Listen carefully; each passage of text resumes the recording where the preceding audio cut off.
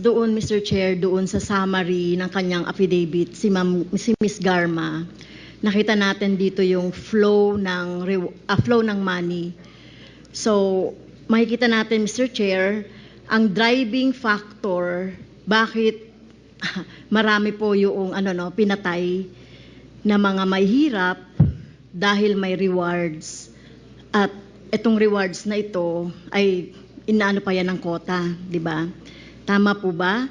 Dito sa EJK ni Duterte ay ito po yung driving force, yung reward kung bakit ang dami pong mga pinatay na mga may hirap. Kinukumpirma niyo po ba yon, Ms. Garma? Mr. Chair, with regards sa quota po, I think discretion yun ng mga RD, PD. But with regards to the rewards, nag-exist po, Your Honor. What do you mean? Sa quota po, hindi po nakotahan. Okay, so wala yung discretion. Quota. Pero yung, Mr. Chair, yung reward system na kasi dito, yung flow yung flow chart ng inyong affidavit, basically reward system at may flow of payment, di ba? Nag-exist po. Nag-exist? Yes po, Your Honor. Nag-exist? Yes po. Okay. So, ulitin ko nga, ito yung dahilan kung bakit nagkaroon ng siguro na entice ang mga operatives, ang mga pulis para doon sa EJK. Tama. Posible po kasi hindi ko rin din alam kung ano po iniisip nila, Your Honor. Tama, kasi Posible. sa flow mo kasi, flow ng payment, so mula kay Bongo, di ba? Binibigay yung pera kay Ermina Espino. From Bongo, bumababa kay Edelberto Leonardo.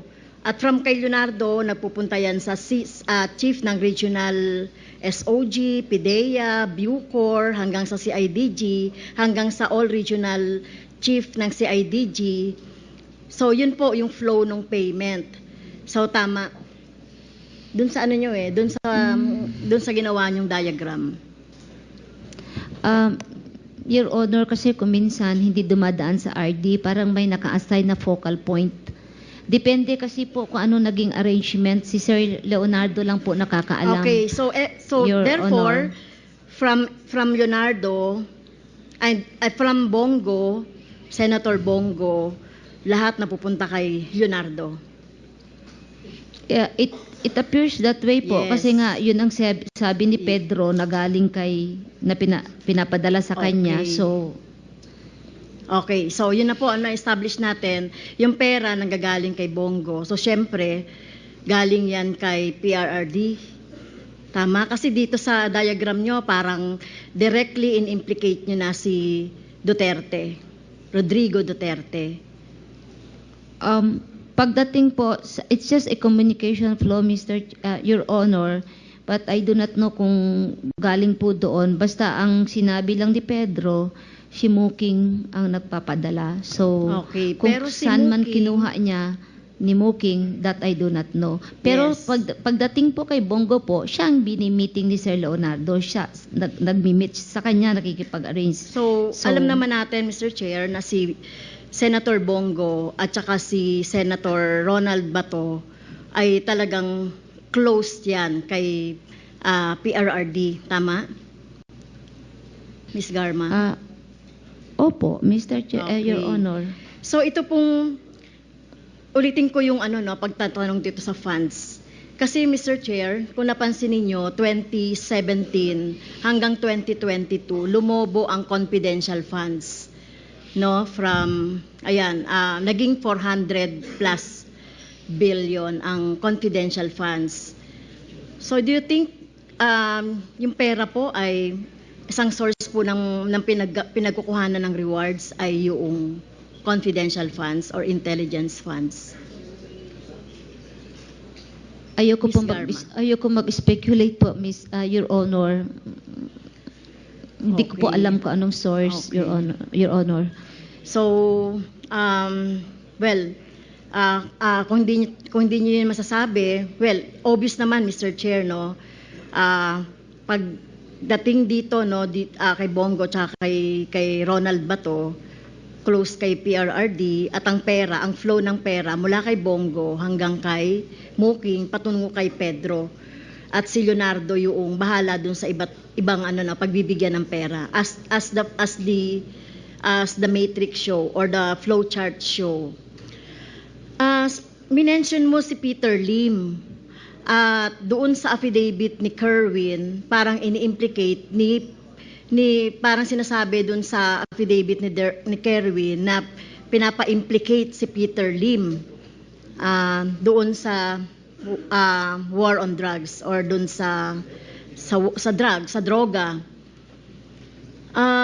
Hindi mo minention si Michael Yang. May alam ka ba kay Michael Yang? Wala po, Your Honor. Kaya ako lang na-mention si Peter Lim because I was assigned in Region 7 at it appeared that he's the biggest drug lord sa Visayas area. That's why siya lang ang naaalala ko as far as Visayas area is concerned.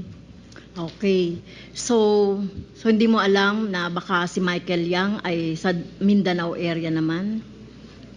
Wala po akong alam, Your Honor. Okay. By the way, ang mas mataas sa inyo ni Leonardo ay si Colonel Leonardo, tama? Kayo po yung... Yes po, class 96 po siya. Okay, class 9. Your Kasi sa affidavit ninyo po, kinausap kayo ni PRRD para bumuo ng task force at naisip ninyo si Leonardo. So, wala po siyang, hindi siya nagsabi na bubuo kami. okay, pero naisip niyo po, dahil wala kang experience, si Leonardo yung naisip mo. Hindi po. Very specific po instruction, operatiba na Iglesia ni Cristo. Definitely it's not me because I'm not an Iglesia ni Cristo, Your Honor. At saka hindi talaga ako operatiba. Yes, sinabi niyo po kasi sa affidavit ninyo na wala nga kayong experience. Hindi rin kayo Iglesia ni Cristo. Nagpahanap lang po. Pero alam ninyo, si Leonardo ay Iglesia. Bakit ba Iglesia ni Cristo? Tinanong mo ba si Presidente? Bakit si Duterte? Bakit Iglesia ni Cristo? Hindi ba? na, Oo, bakit nga? nahiya ako magtanong, Your Honor. Nahiya po ako magtanong. I just complied. So dahil alam mong Iglesia ni Cristo si Leonardo, siya yung kinontak mo?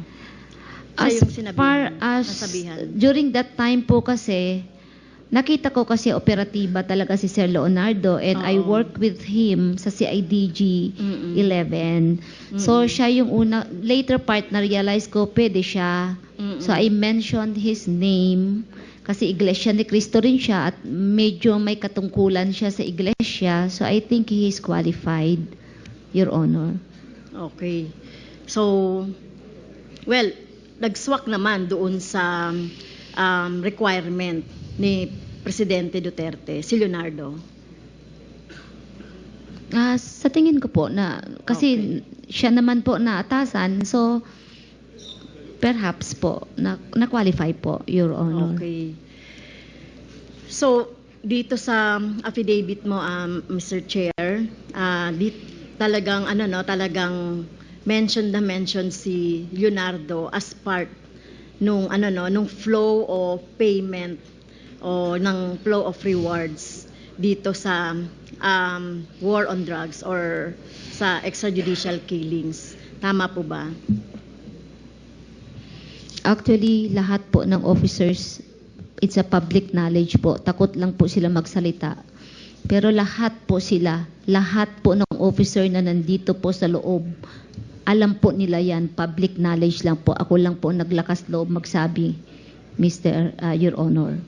So lahat ng mga officers dito, so ibig sabihin si Marcos, alam niya yan, so lahat ng PNP, si Torre, yung mga yan, alam na po lahat. Yes, Lahat. Your Honor. Okay, thank you, Mr. Chair. Sa PIDEA naman, Mr. Chair, Nag-show po kayo ng list, di ba? Merong new list, may original list, may PRRD list, meron yung isa pang category ng listahan.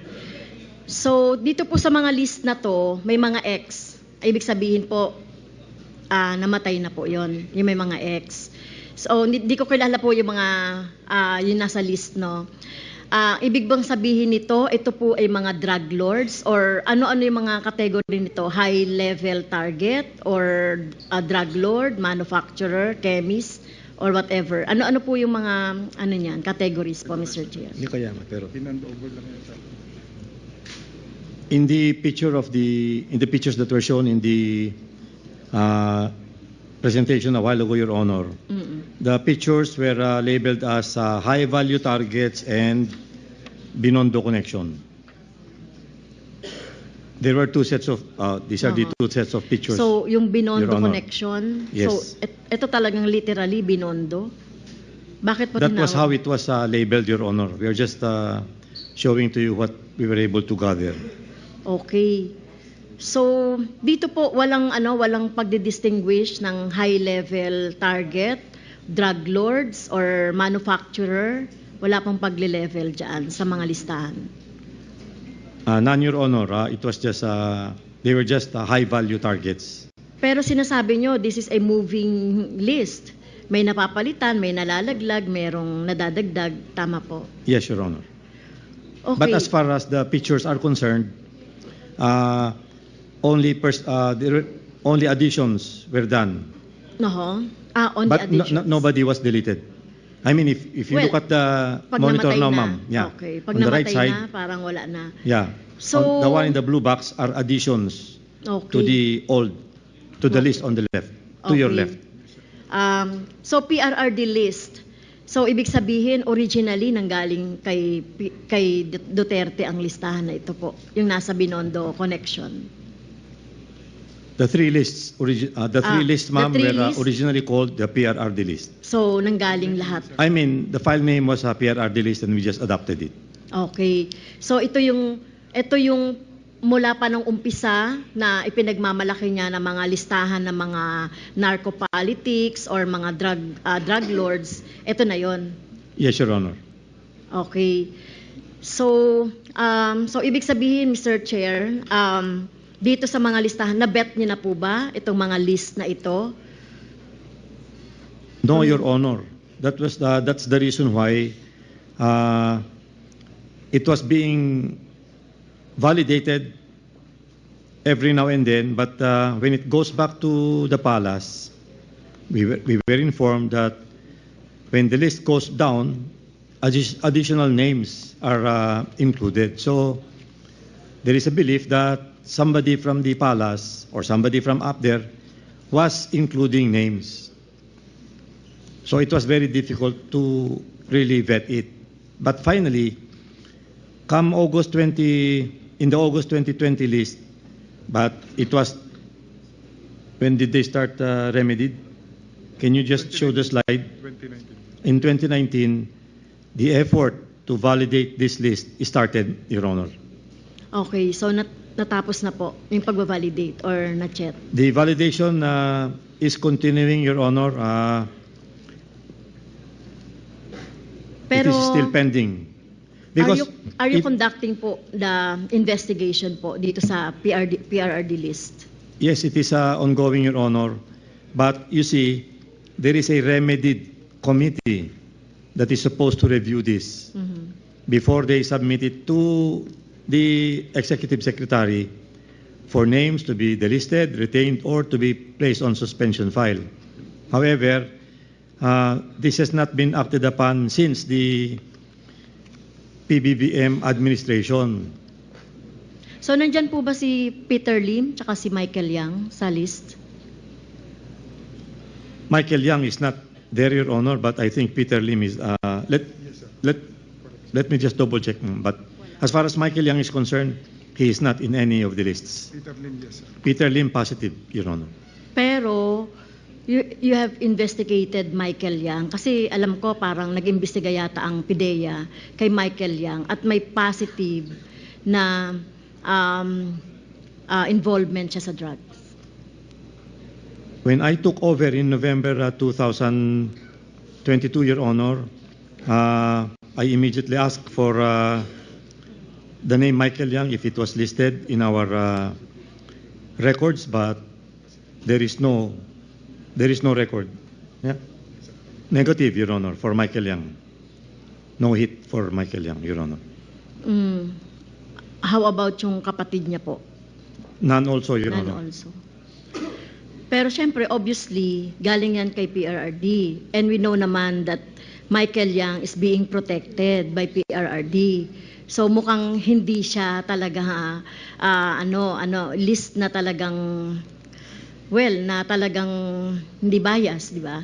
Kasi meron nga ngayon ongoing investigation, di ba, kay Michael Yang. So baka unsolicited advice baka pwedeng imbestigahan po ng PIDEA.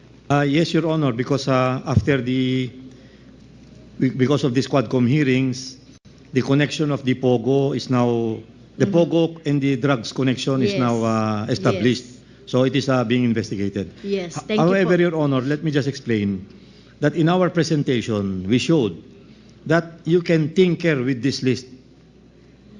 Yeah, you can play with the list. Mhm. That's the reason why we bring it upstairs and it goes down to us. There are new names listed. But just to take as an example, the names of Mabilog and Wesley Barayuga. Mhm. So, in other words, this list was being, how do you call it, manipulated without validation. Mhm. Even if PIDEA even if PIDEA was validating it, when it would go up to show the results of our efforts, the list when it goes down, there are more names added. So that's why, just to make sure, we already joined list 1, 2 to have list number 3. Okay. Kailan niyo po mababalidate lahat ng mga nakalagay na mga listahan niyo po doon? Kasi parang tingin natin talagang tumitibay yung conclusion namin na parang war between among drug lords ito. So pwede niyo bang maklasify yan as mga drug lords, mga pushers lang or whatever? Pwede bang magawa yon ng PIDEA? Yes, Your Honor. If you look at the monitor in front of Your Honor, you can see under September 2, 2020, the approval of guidelines and procedures in the conduct of, etc. Okay. This is the process that we are showing to you, Your Honor, that it doesn't only take PIDEA to validate this list. Okay. Sino po There is this remedied committee, Mhm. which is composed of the SILG, the DG PIDEA, the Chief of Staff, and the Chief PNP. Okay. Unfortunately, as I was saying, during the PBBM administration, this list was never acted upon. That is why we have recommended to the palace that since we are conducting regular barangay drug clearing operations and we are conducting also regular seminar workshops on how we can review our watch list, we were recommending that this remedied list be incorporated already into our barangay drug clearing program so that they can be validated also. So there is no more need for the remedied, but we are waiting for the palace to act on our recommendation, Okay. Your Honor. Mr. Chair, kasi yung mga list nyo na nandiyan, tingin ko mga high value yan, ano. Iba pa kasi yung list ng mga barangay, no? During the drug war ni Duterte. Iba pa yung list na yun. Millions yun eh. Yung mga inaano doon sa nililista ng mga barangay, na mga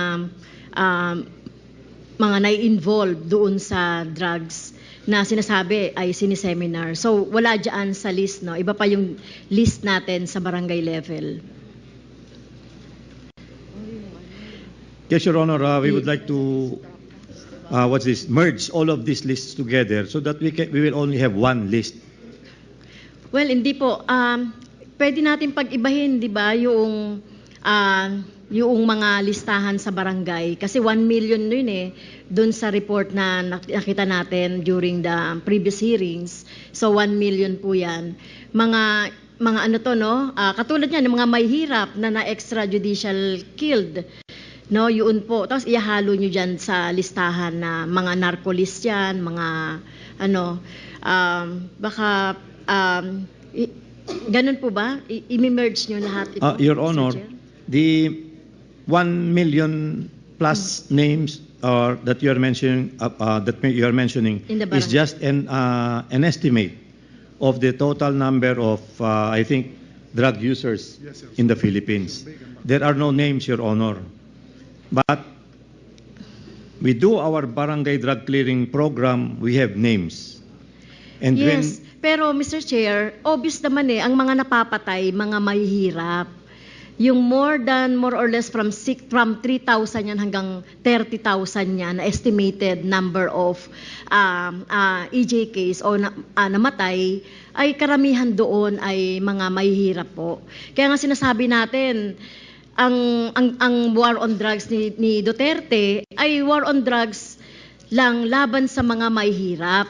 At ito ay labanan ng mga drug lords, ng mga kompetensyahan sa mga droga. So may ganun ba kayong investigation na nakita ninyo na nagkaroon talaga ng ng competition between drug lords?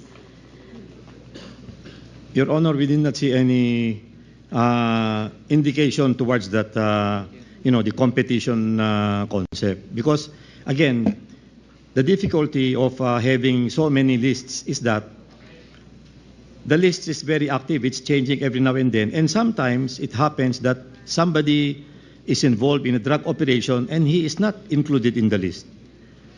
So that was the difficulty during the Okay. drug campaign, Your Honor. Sige. Pero ito po, nakita nyo naman, more than 30,000 ang namatay dito sa EJK, sa estimate yan ng Human Rights Watch. No, sa pulis naman, 6,000 dun sa kanilang listahan. So, mapapansin nyo po, mas maraming namatay na mga inosente, yung mga users lang, yung mga street pushers kaysa doon sa mga drug lord o malalaking supplier ng droga.